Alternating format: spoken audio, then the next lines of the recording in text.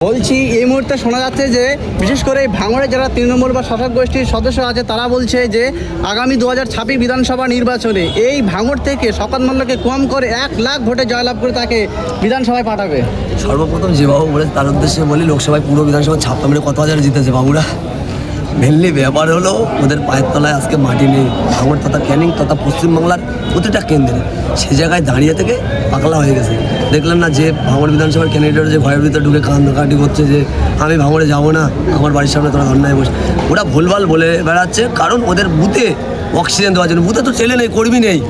নেতাদের একটু অক্সিজেনে যদি বুথেগুলো বার হয়। এখনও দেখলেন দুটো একটা জায়গায় আজকে প্রার্থী ডিক্লেয়ার হয়ে গেছে, 4-5টা দিন হয়ে গেল, সেখানে একটা দুটো জায়গায় দিয়ার লেখান কোনো বুথের উপজায়গা নেই।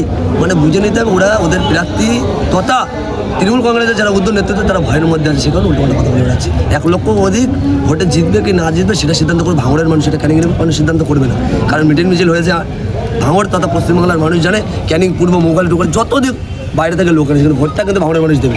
সেই জায়গায় দাঁড়িয়ে থেকে 1 লক্ষ ভোটে জিতবে না ওর ডবল ভোটে হারবে সেটা ভাঙড়ের মানুষ সিদ্ধান্ত করবে। ইতিমধ্যে বলা হচ্ছে শওকত মোল্লা বিগত দিন দাবি করছে যে আরাবুল যিনি একসময় নওশাদকে নিয়ে তীব্র প্রতিক্রিয়া করতেন, একেবারে তীর্যক আক্রমণ করতেন, সেই আরাবুল নওশাদকে পাশে পেয়ে নাকি আগামী দিনে বিশেষ ভালো ফল করতে পারবে না। এই গদ্দার পার্টির সঙ্গে তিনি নাকি হাত মিলিয়েছেন, এমনটি দাবি করছেন আরাবুলের বিরুদ্ধে শওকত মোল্লা। কি বলবেন? শওকতকে প্রথম আমি জিজ্ঞাসা করতে যাই, যাকে নিয়ে আপনি হচ্ছেন বাহারুল ইসলাম যখন আপনার বিধানসভায় ক্যান্ডিডেট পায় তখন বাহারুল ইসলামকেও বলা হয়েছে যে আইএসএফের দালাল। তাহলে বাহারুল ইসলামের কাছে এই কথাটা যাচ্ছে না কেন? মেনলি ব্যাপার হলো এটাই, আজকে আমার বিধায়ক যখন বলে দিয়েছে পলিটিক্সে অনেক কিছু গেম ঘোরে, সেই জায়গায় দাঁড়িয়ে থেকে পলিটিক্স করতে এসছি, মানে যে এক জায়গায় দাঁড়িয়ে থাকো এটা বড় ম্যাটার নয়।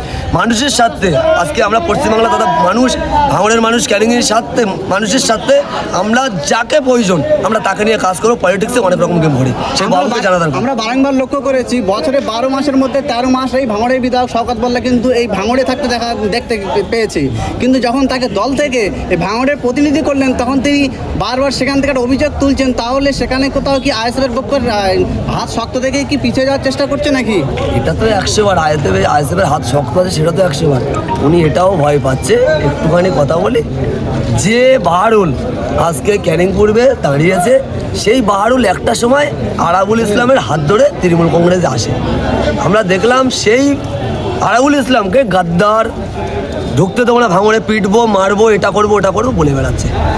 তারপরে কি দেখলাম আমরা, এই বাহারুল ইসলাম যখন আরাবুল থেকে ছিটকে আসলো, 1 নম্বর 2 নম্বর ভাগাভাগি হলো আরাবুল ইসলাম এবং কাইজার আহমেদের মধ্যে, তখন দেখলাম এই বাহারুল ইসলাম ছোট ভাই রিন্টু বড় বড় কথা বলে, দেখলাম কাইজারের পায়ের সামনে পড়ে থাকতো। আমি খুদ প্রমাণ, আমার ভিডিও অফিস থেকে তুলে নিয়ে যখন গেছে আমি নিজে দেখেছি কাইজারের পায়ের ধারে বাহারুল লুকে বসে থাকতে।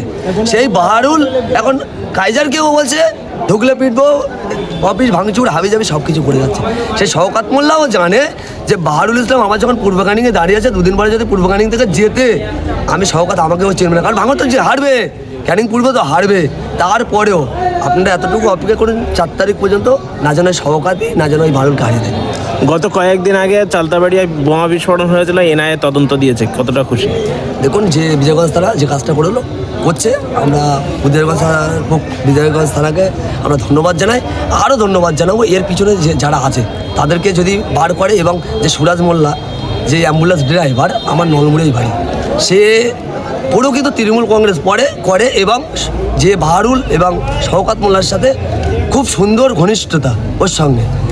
ওকে যে অ্যারেস্ট করেছে, ওই যত জায়গায় যত কিছু পাচার হয় ওই অ্যাম্বুলেন্স থেকে, ওই অ্যাম্বুলেন্সটা দেওয়া কিন্তু বাহারুল যে দক্ষিণ 24 পরগনা জেলার কর্মদক্ষ, সেই কর্মদক্ষর গাড়িটা ভালো করে দেখবেন।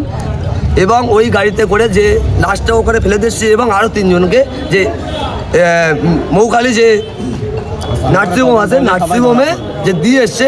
আপনারা ভালো করে একটুখানি আমি প্রশাসনের উদ্দেশ্যে বলবো যে আপনারা একটুখানি ওর ফোনটা একটুখানি ভালোভাবে চেক করুন, হয়তো এর পিছনে পুরো শওকত মোল্লা জড়িত হয়েছে। শওকত, আমাদের কাছে খবর আছে শওকত মোল্লা ওকে ডেকেছিল এই লাশটা ওখানে ফেলে দিয়ে আসার জন্য, এবং যারা ওখানে ওই বোমায় আহত তাদেরকে নার্সিংহোমে ভরার জন্য। আমরা বলবো কমিশনারকে বারংবারই বলবো যে আপনারা ভালোভাবে তদন্ত করুন, এর পেছনে শওকত মোল্লার হাত আছে। ওখানে কজন মরেছে বলে আপনার? আমাদের যতদূর আমরা দেখেছি এখনো পর্যন্ত যে একটা লাশ যখন পাওয়া গেছে ওখানে দাবি উঠছিল 2টো লাশ, আমরা তো মনে করি যে 3টে ব্যক্তি হসপিটালে ভর্তি আছে, সেটাও নেই। কারণ 2023 সালে আমরা দেখেছি পঞ্চায়েতের নির্বাচনে 2-3টে লাশ শো করা হয়েছিল। তার বাড়ির লোক বললো যখন এটা আমার বাবা তখন আমরা জেনেছিলাম, এবং ওখানকার অনেক ব্যক্তি এখনও পর্যন্ত ঘর ছাড়া। শওকত মোল্লা বলে রেখেছে যে বাইরে কাজে গেছে, কিন্তু খবর নিলে দেখলে হয়তো অনেক লাশ পাচার করছে। কারণ এ সিপিএমের হারমাত, সিপিএম থেকে মার্ডার করা এর অভ্যেস। এরা বলেছে বিধানসভা ভোটের আগে যে 6টা লাশ পড়লেও পড়বে, ভাঙর আমি পুনরুদ্ধার করব, এ পারলে 6টা মার্ডার করবে, নিজের দলের কর্মীদের হলেও করবে। কিন্তু আইএসএফের দিকে আঙুল দিচ্ছে, কিন্তু তৃণমূল কর্মী বাড়ি ছাড়া। দেখুন, আইএসএফের দিকে আঙুল এর আগেও তুলেছিল যখন আমাদের রাজ্জাক মারা গেছে, তৃণমূলের রাজ্জাক যখন মার্ডার করেছিল, ওই মোফাজ্জেল এবং আজাদ নামক এবং কিছু কিছু ব্যক্তি তখন আমাদের দিকে আঙুল উঠেছিল।